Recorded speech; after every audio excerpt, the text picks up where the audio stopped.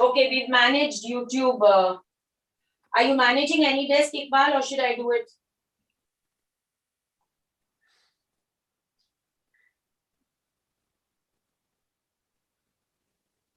Okay, Poonam, we've started.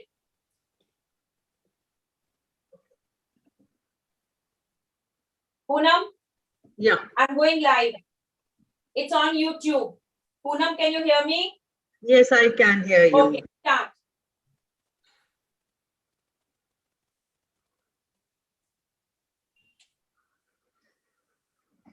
Hi, welcome friends. A very welcome to, in fact, all of you, and have a lovely Monday afternoon. So thank you for joining us today for our continued discussion on two very precious mothers, but also very forgotten mothers, the Mother Earth and the Mother Cow.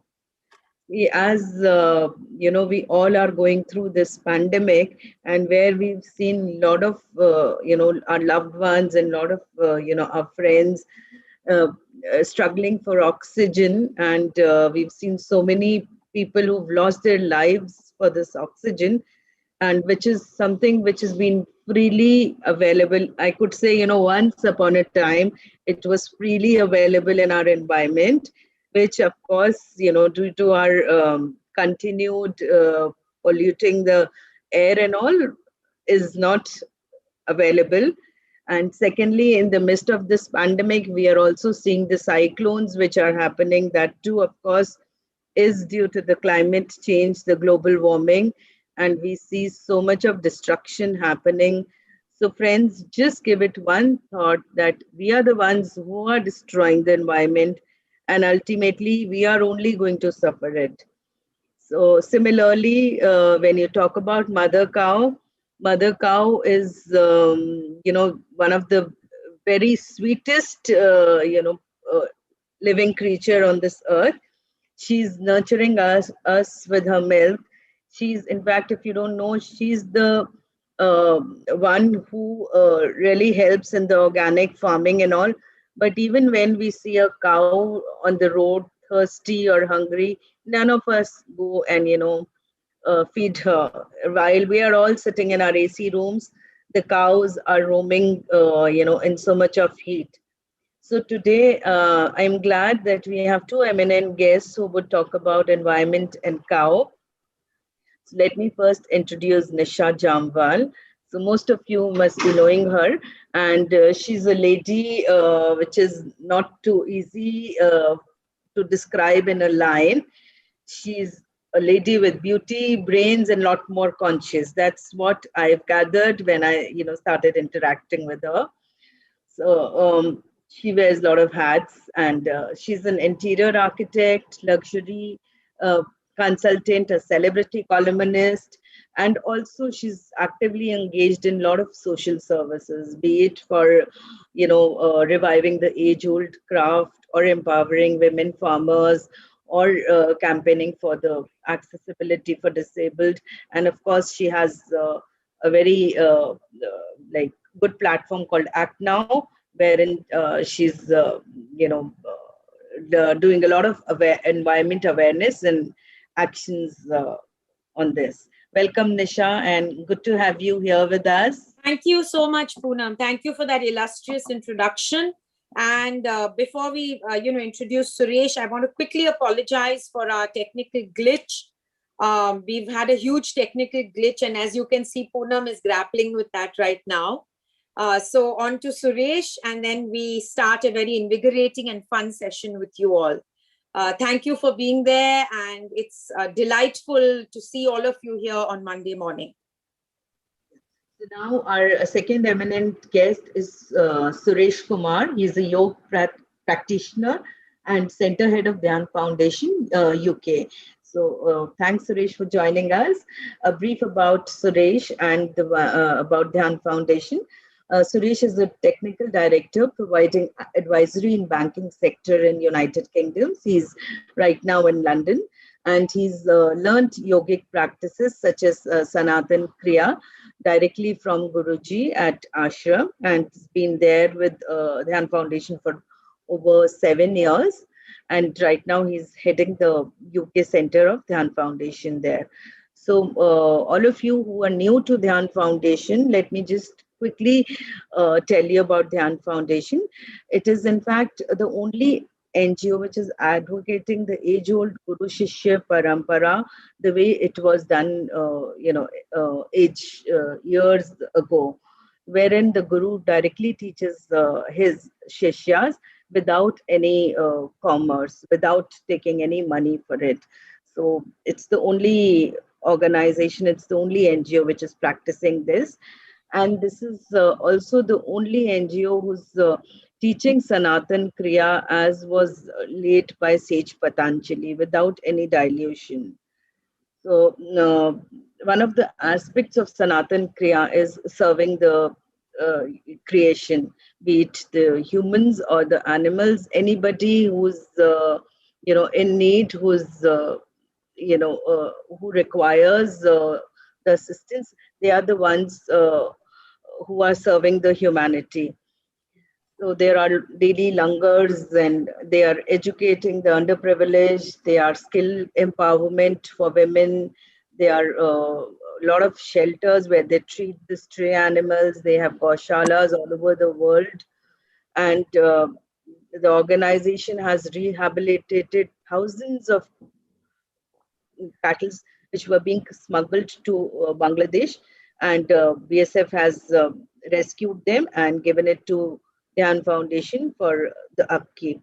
So, in fact, BSF in one of their letters have said that we have seen that Dhyan Foundation is the only organization who's come to our rescue and who's doing real in the real terms.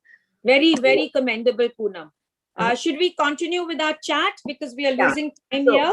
Yeah, this is the introduction, and welcome, Suresh. We are glad you're joining us. Thanks for having me here. So now we'll start with our chat. So first question is to you, Nisha.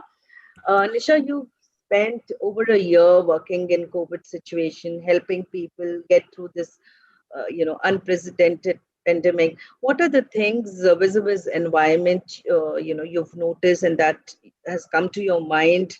And if you could kindly just elaborate on this. A warm welcome to everyone here. Once again, I apologize for our glitch, our technical glitch due to which we're all late meeting you, but I'm going to post this all over Facebook, which is Nisha JamVwal, Twitter and Instagram. And of course, we are streaming live on YouTube for all of you who haven't been able to find us on YouTube. We are live now. I want to say it's a privilege and an honor to be here with Suresh, who's the head of Dhyan Foundation UK, and Poonam, who's an environmental publisher and a writer. We need more such people in the world. We need to start hundreds of dialogues on environment. We need, one of the greatest things, Poonam, is just to create awareness. Isn't it ironic that apart from tiny changes in your own life, you really need to create awareness, because little, very tiny changes in our everyday life can, bring that one change in the world, which can save us from the catastrophic global warming and irreversible environmental damage that we are seeing has caused a pandemic like COVID, because before this in our lifetimes, we hadn't even envisaged such a situation. And do you realize that now everyone's talking of more pandemics? So something that we weren't acquainted with, we are actually having to, acclimatize to, and it's being called the new normal. So what are my thoughts, Poonam? They are that, yes, I have been helping a lot of people who've had, who've suffered with COVID. I do want to say, while it is bad, different countries have had it bad all over the world. So the first thing I want to record is India's handling it well. While the press goes amok, blemishing various countries, I want to say it's a pandemic all over the world, and we're all grappling with it as best as we can. So let's be positive. Let's try and bring change. Today's conversation is about change. As the world grapples with not only COVID, but even extreme weather events, intense cyclones. Poonam, I in Bombay have just faced a terrible cyclone. I'm not sure I'm pronouncing it right, but is it Teucate? Yeah, Something like yeah, that. yeah. So it actually impacted my own home. I'm on an 18th floor high rise, and we had water coming in, huge amounts of water, which I had to stand and dredge. We've never had cyclones in Bombay. Why is this happening? The Arabian Sea, the basin has been affected most. It's impacted most of all among all the oceans in the world because of heat currents, as well as the rising temperature of the sea. You do know that it's the hottest decade recorded ever this decade.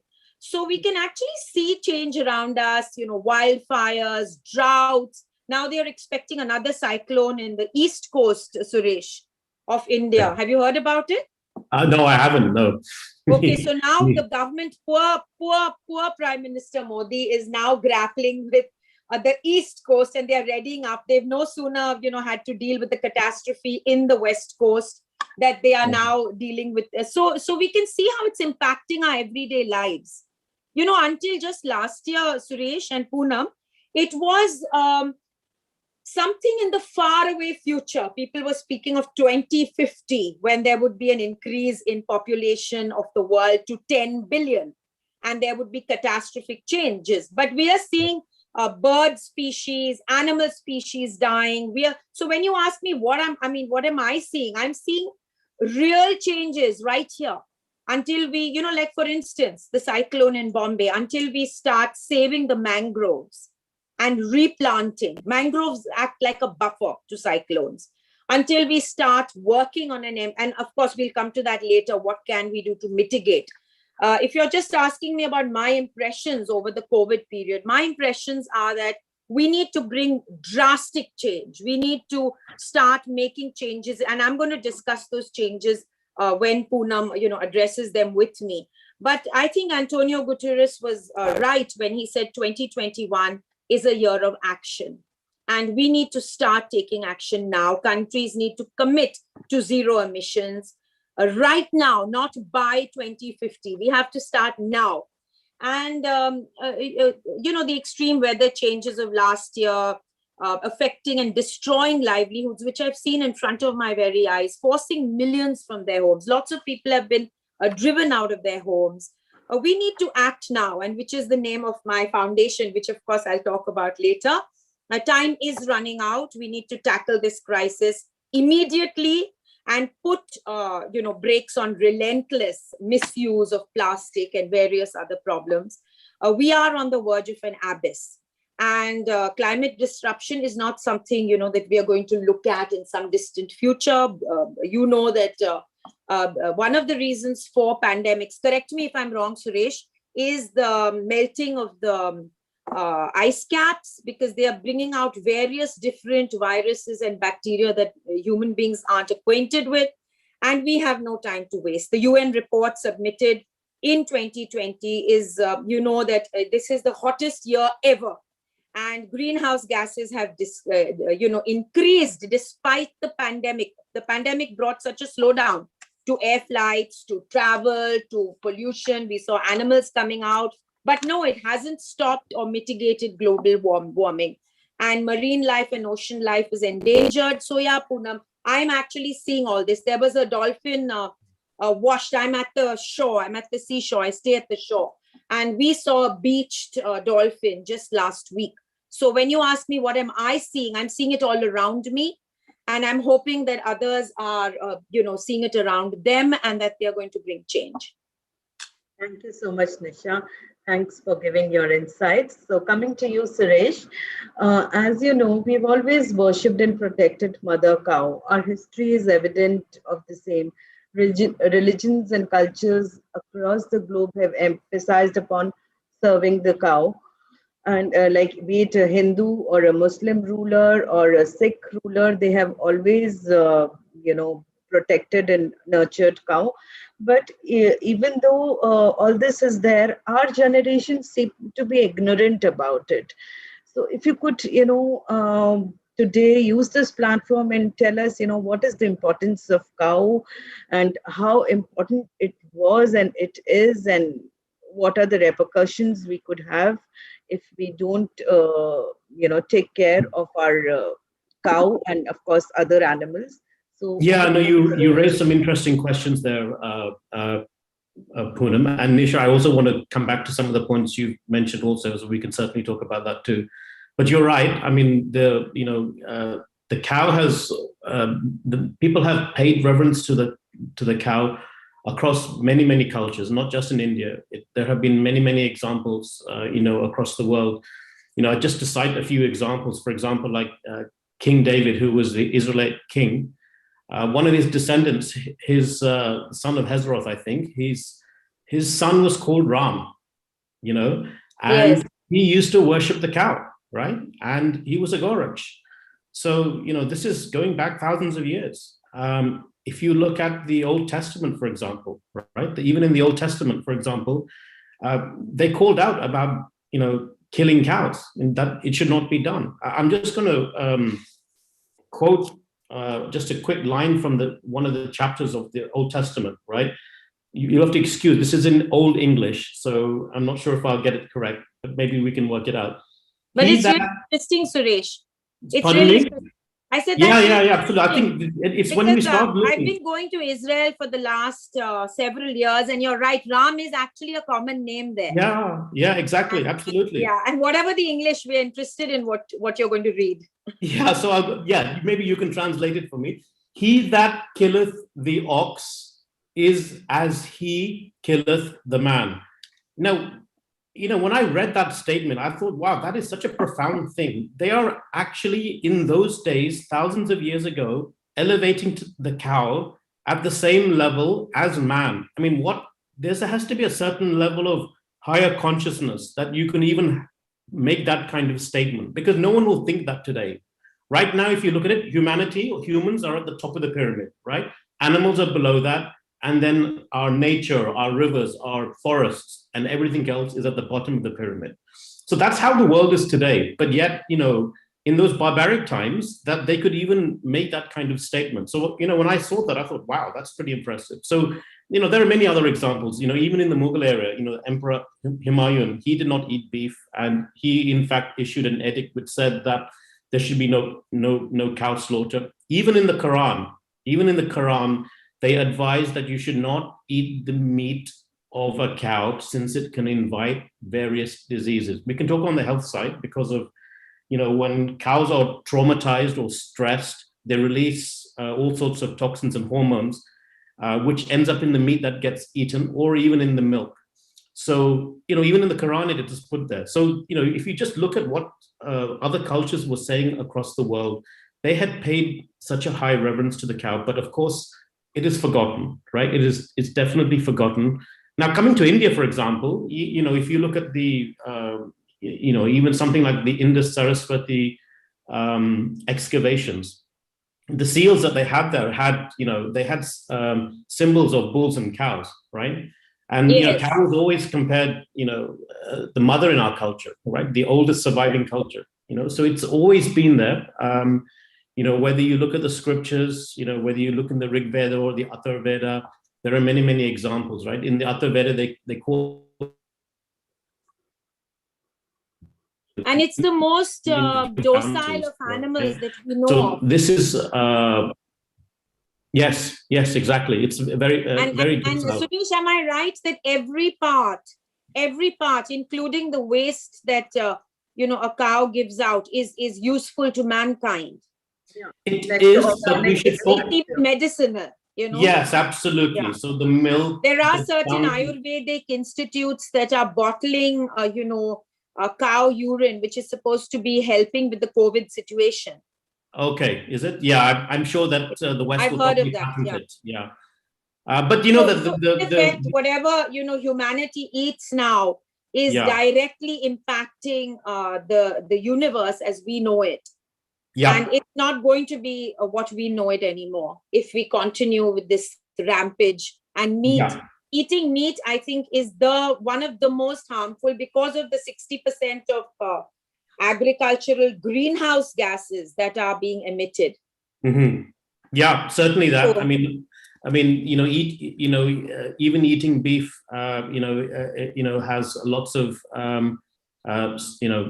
side effects in terms of colon cancer, It releases lots of. You must understand that a cow is a very highly sensitive animal. It is one of the most. Its emotional state is one of the most highest in the animal kingdom. So it senses when there is pain or there is trauma long before it happens. So it senses long before it's going to get slaughtered. And the kind of toxins and hormones that are released are actually not good for the body. I see. And that is also true, not even when a cow is to be slaughtered, even taking a calf away from a mother, okay, creates a lot of distress, and that also affects. So it is certainly, even in our own scriptures, there are many examples of looking after the cow. Even in the Mahabharata, where Bhishma is talking to Yudhishthira, he gives advice and explaining on how the highest form of charity that you can do is to gift a cow. If you can't even gift a cow, you can even feed a cow. You can nurture a cow, and that's what we do in Down Foundation. We have people who do that all the time.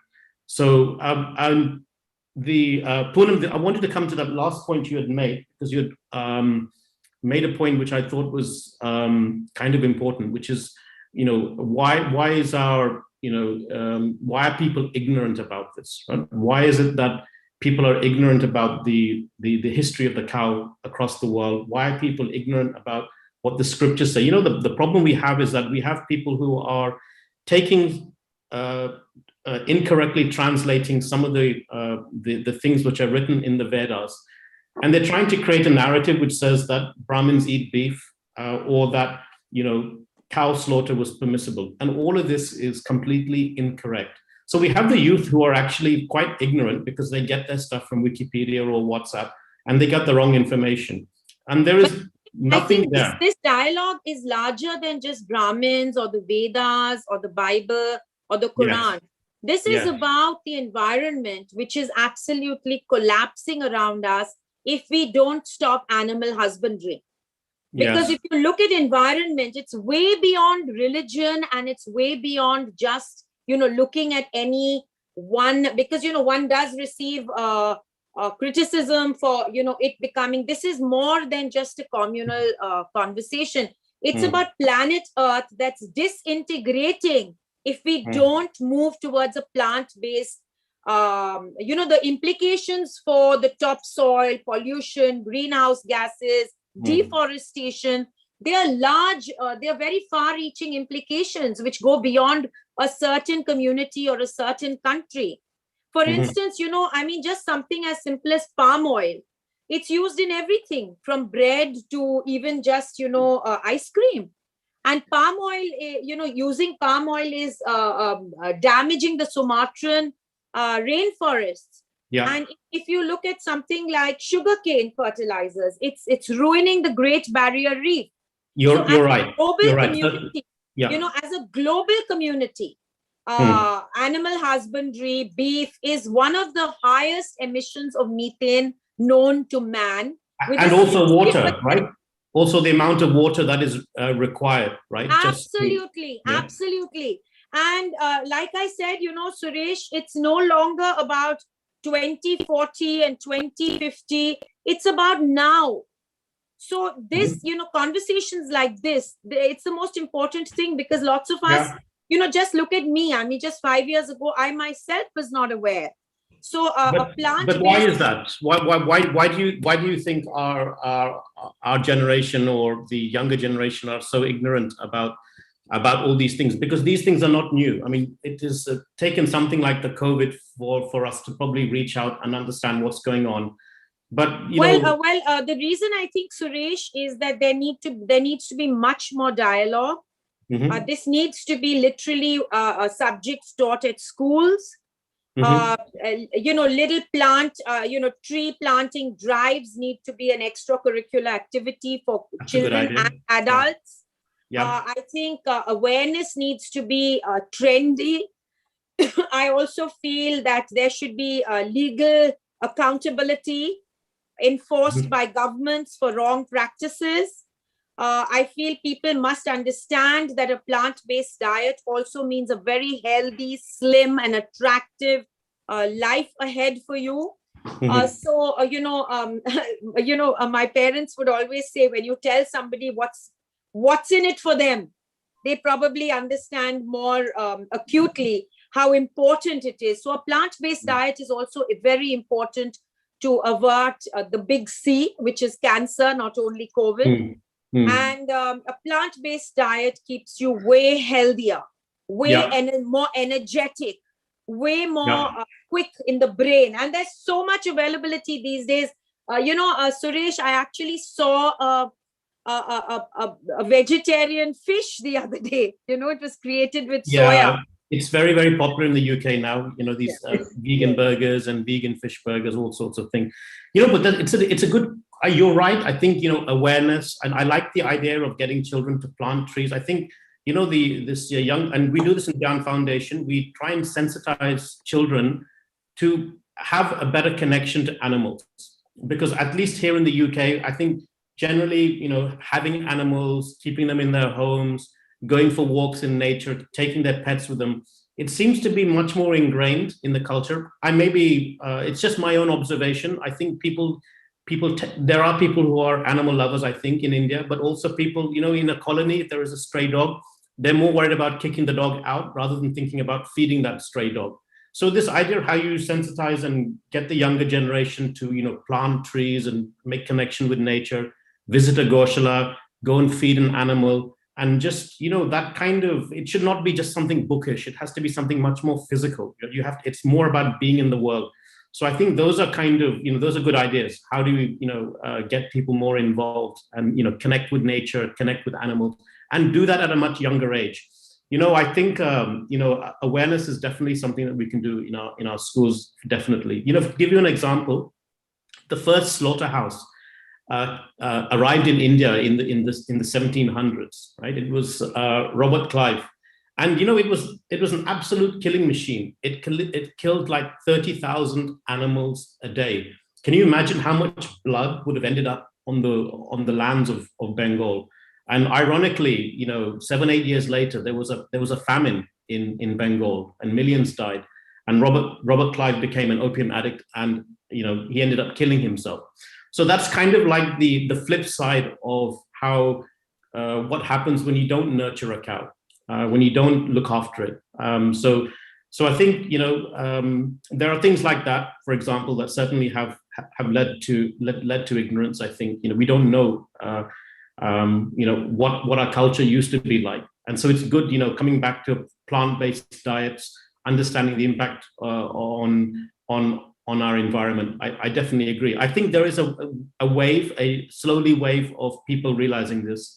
And these aren't new things. The thing that irritates me more than anything else is that, these may be fads or things that have come from the West, but we have always had it. We have had all these things all the time. And that's the thing, is that we don't need validation from anybody else. We can just look at our own history and see that we already figured this out. We just forgot about it, Sorry, Poonam, a long answer, but I hope that gets the conversation going. In fact, I would like to add a couple of things here. In fact, we were the first civilized economy in the world. And also, I want to add one thing. Yeah, of course, the meat and all beef is very unhealthy, and slaughtering is. But yes, if a cow is happy and he's, she's given her share of milk to the calf, so having cow's milk and ghee is, the kind of energy and the kind of nurturing you get, you can't compare it with others. So, apart from this, we should also teach that how to nurture a cow, how to make sure that she's a happy cow, the calf is taken as share, and the rest you should consume it, because like Nisha just said, even the cow's urine and cow dung is also has so many benefits. So just imagine how much beneficial is a cow's milk and ghee. When we do Vedic yagyas, Nisha, ghee is an essential part of a yagya. But then you have to make sure that this ghee has come from a cow who's been nurtured properly and who's a happy cow. So these are things Excellent. maybe, next time we'll talk Yes, about. So absolutely. now, Nisha, coming back to you again, as a leading celebrity of India, what, according to you, are some of the habits that could be changed to help the country work towards the environment and protect the environment? There are some, before I get into this, it's a longish answer, which I'm going to make as peppy and fast as I can. Yeah. I don't want this to become a monotonous thing for the viewers. But I do want to say, Suresh, hearkening back to what you said, Indians don't kick out stray dogs. In fact, they feed them, nurture them. The large heart, the largest of Indians, is an internationally acclaimed asset where I have seen the poorest of poor actually feed their dogs, even if they don't have enough to eat. So they adopt dogs, they adopt cats, they look after animals. And one of the missions, apart from environment for me, is to change the negative dialogue against India by Indians itself. India is one of the most generous and warm and kind and hospitable countries in the world. So guys, please come to India and we'll show you our hospitality. But answering Poonam's question, I think the first and most important thing is to use energy wisely, Poonam. We need to use clean energy as far as possible. And, a little trend in India is that a lot of the more affluent people have holiday homes. Now, one of the things you can do in your holiday homes is use, sustainable energy, use solar panels, use wind energy, and charge your house up with renewables. We need to transition to less carbon intensive fuel. We need to have more sustainable energy systems, and it needs to become a way of life in the rural areas of India too, and all over the world. Solar, wind, hydro, even biofuels are the need of the hour. The second thing, which is as important, if not more, is what Suresh and Poonam spoke of, and that is eat wisely for climate change, keeping climate change in your heart. What do you eat? Vegetables, and more vegetables. And use the cow sensitively. Do not extract, gallons of milk in a cruel and unfeeling way. You even need to mitigate how you get that ghee and how you get that milk. Like I said earlier, with the global population projected at 10 million by as early as 2050, food is going to become one of the most important ways that you either damage or help the environment, with huge implications for topsoil pollution, deforestation, and greenhouse gases. As far as I'm concerned, meat consumption is harakiri for Mother Earth. Climate conversations are one of the most important things. Suresh asked me, why is the world not informed? Why do people ask ignorant questions? Why are they not aware? Because this conversation has to become global, and countries have to collaborate with each other. And like I said, there has to be very strict legal action against people violating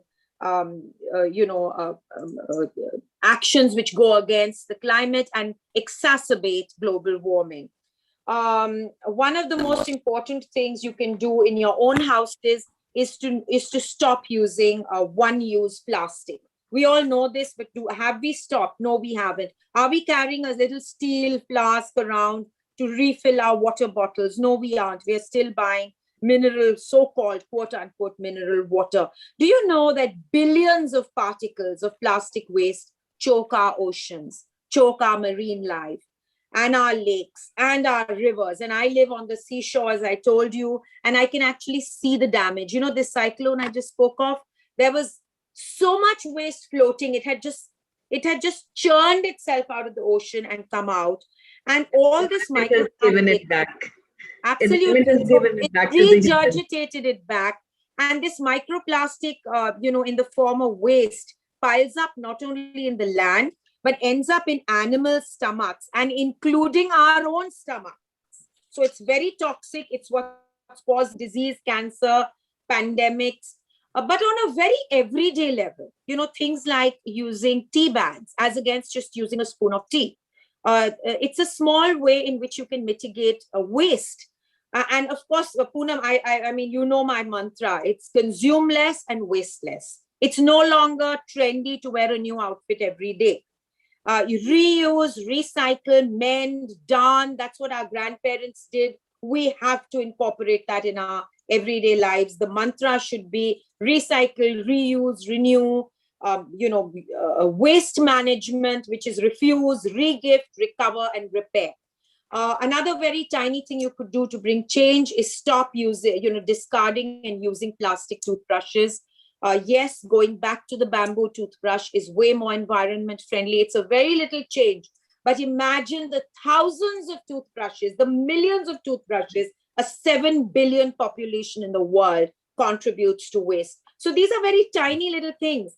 Use your cycle to work. Use public transport. I think public transport is very, when I came back, I studied in Paris. When I came back to India, and I said, I'm going to take the train to save time to downtown. I was at that time in the suburbs. And I was looked down upon.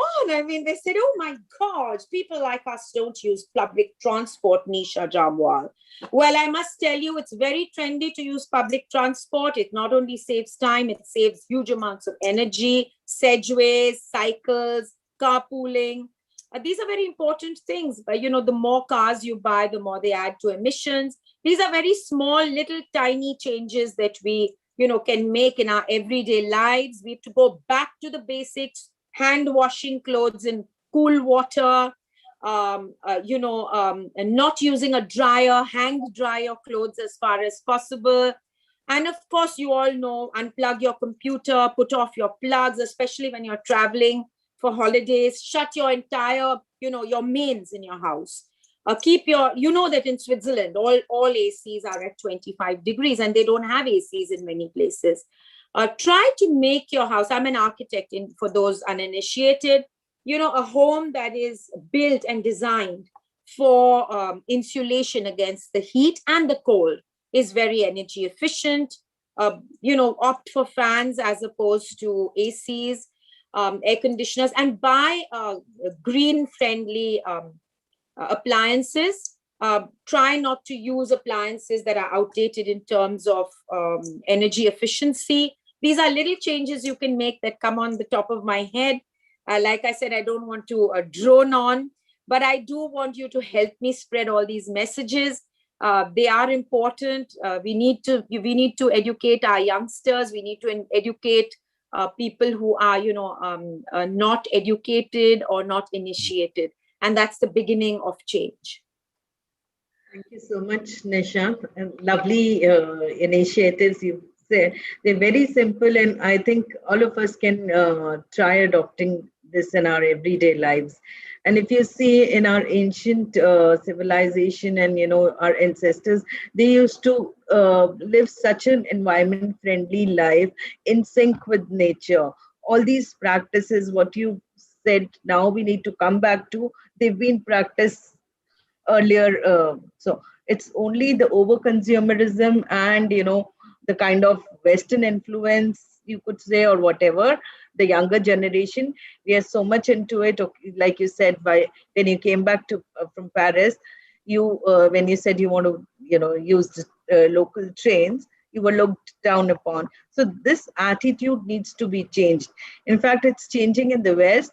So now we need to get back to our basics again. So coming back to you, Suresh, there's one thing which is coming in my mind is, like, you certainly can't have cow as a pet, but there are a lot of ways how you can help nurture a cow, how you can adopt a cow, and how you can, do your bit to see to it that, eventually all the cows which are on our streets, or they're all nurtured, and so that ultimately the milk you get from them is healthy. And of course, it's like, if we nurture the cow and the environment, they are in turn going to nurture us only. So if you could just throw some light on it, how we can, get involved in this. Yeah. So, I mean, the first point was that you said why you can't keep a cow as a pet. I guess in the earlier generations, if we spoke to our grandparents or great grandparents, they probably kept a cow at home. Yeah. And the first meal would have gone to the cow first before it went to the rest of the family. Of course, now we live in big cities and we live in apartments, so it may not be so possible. And so, how can people connect and reconnect? By the way, just on that point, there's a certain breed called the Brahman breed, which has got exported from India to Australia, to some parts of Africa and even America. It's actually it's a pure breed, the 3 Indian breeds, the Bos Indicus breed. And they actually have them. Can you imagine it? They actually keep them as pets. And they're not cheap. You're talking about like $5,000 or $10,000 for this Indian breed. Now, some are keeping it, they're keeping it because it has certain qualities. Maybe they want to keep them as pets. Some are obviously thinking more in terms of, better yield of milk or, tastier meat. But I just thought I'd just throw that point, because you made me think when you said, why can't you keep a cow as a pet? There are people that do that in Australia and America. Coming back to your question on how you can nurture a cow. So the thing you should understand is that, when I was saying earlier, is that it's a symbol of abundance and prosperity.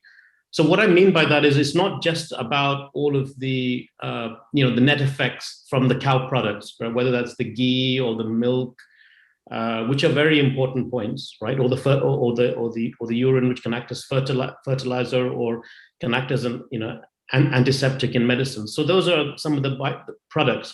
There's something more mysterious about the cow, and the abundance and prosperity is something else. And I want to just give a few examples, and maybe that will hit home.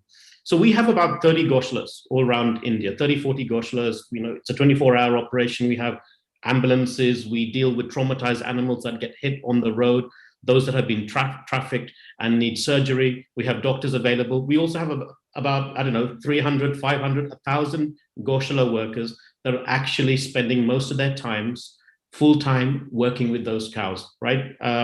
We as Sadhak and Down Foundation can't obviously spend time, but we need full-time workers that are there looking after the cows. We did a really, really interesting experiment. Nisha, you should hear this. We did a really interesting experiment, and we analyzed of all the goshala workers that we had, and it was probably about 500 to 1,000, how many got sick because of COVID? How many were seriously ill and had to go to hospital? And how many died because of COVID in the last year? And you would be surprised to hear this, but not one person, not one of our goshala workers was sick, had to go to hospital, or died.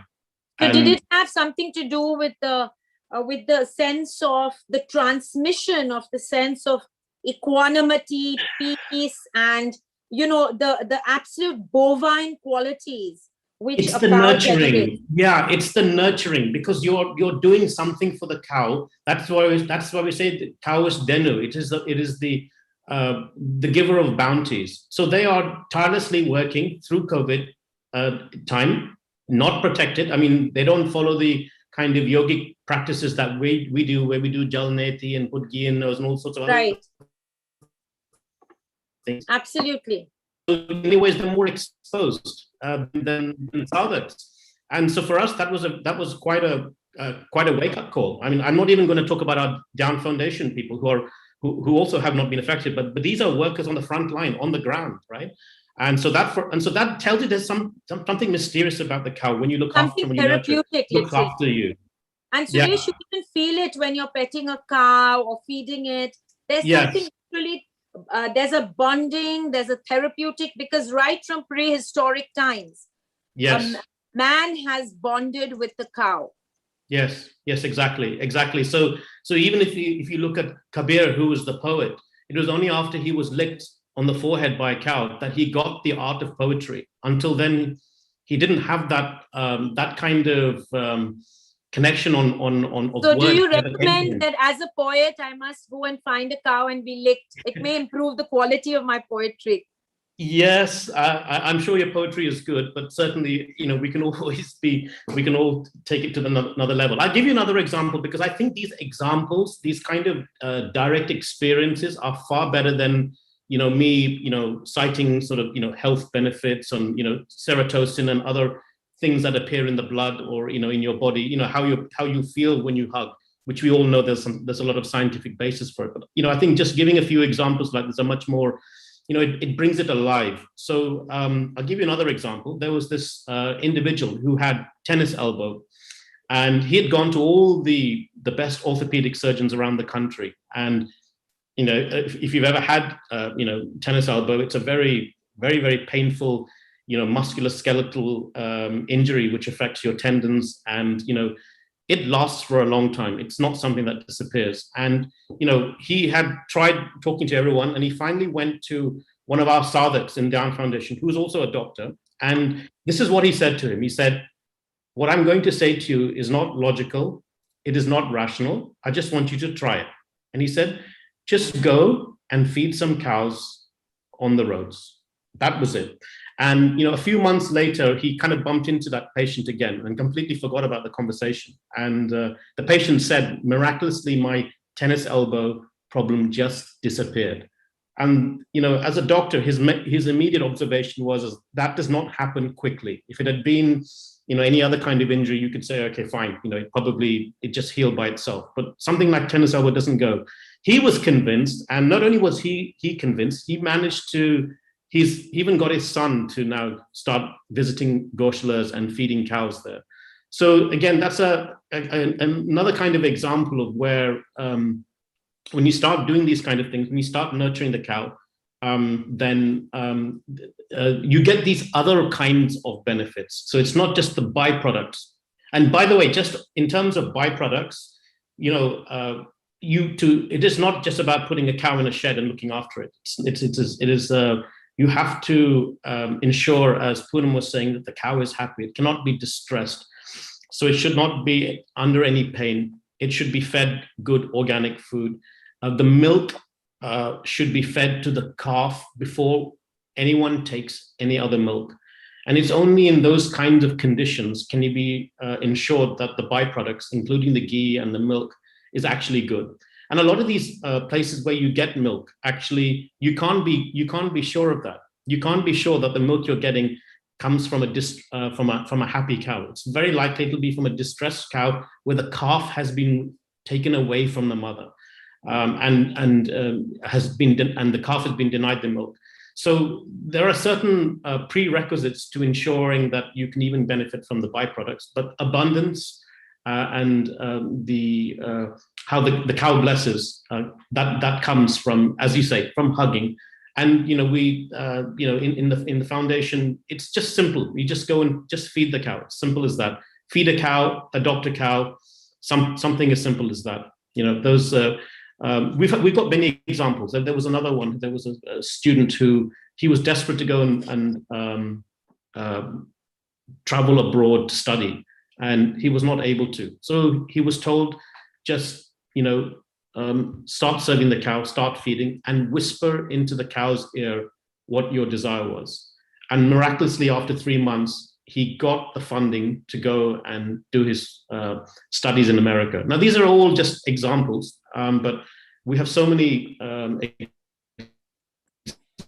examples. Everything is by experience only. So we like to talk about stories like this because we find there are so many stories like this. So these, I think, Poonam, Nisha, these are kind of examples of how you should nurture the cow.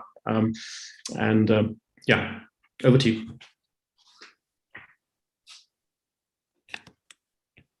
You're on mute. You're on mute. Suresh, there was one recent incident with you also where you were driving. Poonam, I must sensitize you. We are going to run out of time. Okay. So, yeah. So I think maybe next time we'll take that thing. So now coming back to you, Nisha, I've heard that you've done a lot of planting drives and in Lavasa, and you even went to Wada to kick off the tree planting and reforestation. So where does this passion for planting trees come from, and how are you planning to take it forward under your Act Now platform? So I must tell you, when I was in Paris, I was staying with friends who, the husband of my friend was part of the UNEP with Al Gore. And that's when my love for the environment and my understanding of where we are, when it wasn't the buzzword, when it wasn't fashionable to be an environmentalist, I was already seeing the video of Al Gore. I was already understanding where we are heading. And way back then, 18 years ago, it seemed frightening. So you can understand what's happening now. And right since then, the love for the environment, and I set up Act Now, the foundation, which has been set up by Nisha JamVwal. And Act Now works to plant trees, to create awareness. Today's program has been done by Act Now for the reason that we need to, be the change. So yeah, it started with me planting 10 to 20 trees, trying to create microforests in our rural areas. But definitely, it's something that is not only about the environment, it's a genuine love for trees. So when you talk about hugging cows, the Tibetan way of therapy is to hug trees. And you can see that, all things that were said by the ancients are actually proving to be what is going to heal the earth right now. So yes, Poonam, I'm very, very fond of gardening. I'm very fond of greenery. I'm very fond of trees. I'm very fond of understanding how herbs and Ayurveda can be game changers with our health. COVID right now shows us so clearly that, we've gone wrong in many ways, and we need to retrace our steps, go back to ancient ways, stop using, chemicals, do rainwater harvesting, stop using detergents and fumigation, sprays, aerosols, air fresheners. These are things that, go against reforestation and foresting the world once again. And it's, of course, even leading to, the lack of the denuding of trees, Poonam, is also leading to, killing the biodiversity of the universe. So you already know that 12 mega species have been obliterated, and we are at risk of losing 62% of the known species to man. So, it's planting trees is directly connected to biodiversity and maintaining an ecosystem, because the ecosystem is not sufficient to support various species. And denuding trees is what's leading to, this arid atmosphere and of course, we already know something that even Suresh touched upon, constantly interfering, being happy like tourists, taking pictures of, animals, interfering with their space. We need to give them space. We can't, enter their space. We need to stay away. We need to give them privacy. We need to allow them to live in their forests, and this is not happening. We're building forest lodges all over the world. You started this entire conversation, Poonam, by saying that man is a very entitled creature and he owns the earth. That's not what it should be like. We need to live in harmony with all species in the world. We don't own the earth. We don't own the universe. But this arrogant attitude, I want to, end by saying this attitude of ownership and arrogance and entitlement has to go. Because animals and trees and plants don't have a voice, does not mean that they're not able to communicate. There are ways they communicate, like the man who wanted the loan, which we just spoke of, who got the loan because he used to spend time nurturing cows in the Goshala. We need to understand that we need to develop more empathy, plant more trees, and change the way we look at the universe. Thank you so much. You're right, Nisha. This is the over-consumerism which is killing the environment, and we need to go back to our roots and see and understand how our ancestors used to live. That was the best way ahead. So, last question to you, Suresh, a quick one. There's a trend of cow cuddling in West. So, Yeah. you've already spoken about it in a bit. So, just if you could say, since you are in UK, so how do you see it? Like, do you see people coming in to Gausalas from all over and doing this?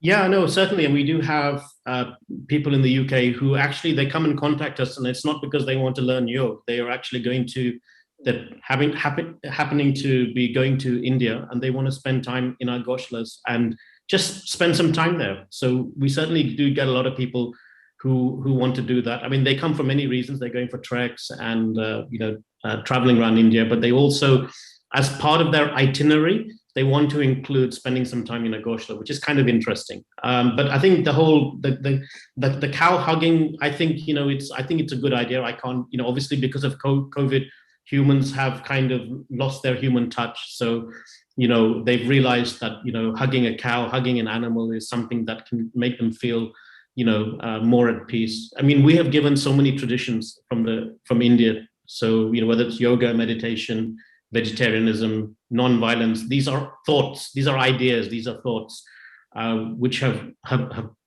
gone round. So cow hugging is something that I would say that in Dhyan Foundation we do cow hugging.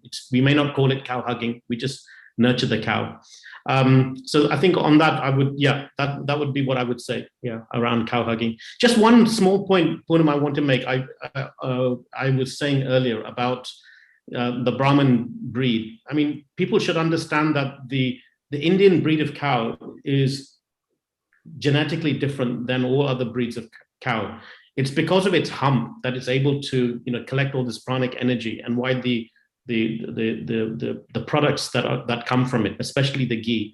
So you have to be careful when you're buying ghee. You have to make sure that the ghee is coming from a cow which has not been disturbed. You must also make sure it's coming from an Indian breed. In the UK, what we have is we have a lot of people who are buying ghee, but it's coming from a Jersey cow. The Jersey cow is not the same as the Desi breed or the Angus breed or any of these non-Indian breeds. They are mutations. There are mutations that happened over thousands of years and creates all sorts of other complications in the body. So you should always look for ghee or milk which has come from a Desi cow, and that's also true in India as well. So I just wanted people to understand that it's more than just cow. It is something about the species that comes from India which is mysterious. Thank you so much for enlightening us today so much about cows. And Nisha, so I would like to conclude the session here. And Poonam, before you conclude, I just want to thank Rahul Roy. Rahul found Suresh's point on Clive very interesting. Thank you for joining us, Rahul. Ruchi Kale, you liked the observation about the environment that we made. Thank you, Varsha Saxena. Thank you for being with us, Simi Ghai. And Ruchi Kale, thank you, Ruchi, for your compliment. Roshni Mohan and Anita Marwa, Sahana Hegde. Sahana, thank you, and I hope to bring more of this to you very soon. And thank you for saying that it's going to change the way you see things. Yes, the importance of cows and nurture and nature. Did you know that? Suresh, that they some goshalas in India even play Mozart, Strauss, and Chopin to relax the cow and create that atmosphere of the happy cow. It's contrary to my trepidations, contrary to my fears with our technical glitches as we started out. It's been a very fun session. We've had a huge viewership. And thank you all for being with us. I've really enjoyed this conversation. I'm meeting Suresh for the first time. Suresh, I hope you look me up when you're here and I can introduce you to happy stray dogs. Happy cows. Absolutely, Nisha. It was. I was very enlightened by learning a lot about what you're doing, and thank you. Learned a lot about the environment. Thank you so much. Thank you. And thank you, Poonam, for, leading all the questions and leading us to, come out with all that we are holding within. It's a very happy place to be in, where all of us agree that we need to save and protect our environment. And we start with the most bovine, the most gentle, and the most kind creature known to man, which is the cow. It's been a lovely session. Thank you all for joining us. Thank you so much, Nisha and Suresh. In fact, this is just the beginning. So I'll keep coming back to you guys again and again, because I'm sure the viewers have so much more to learn from you, and they must, they're willing to know more about the experiences. And this is how we're going to encourage people and bring about a change. And I would just like to end it here and just tell my viewers that look back to our older days, the civilization we had.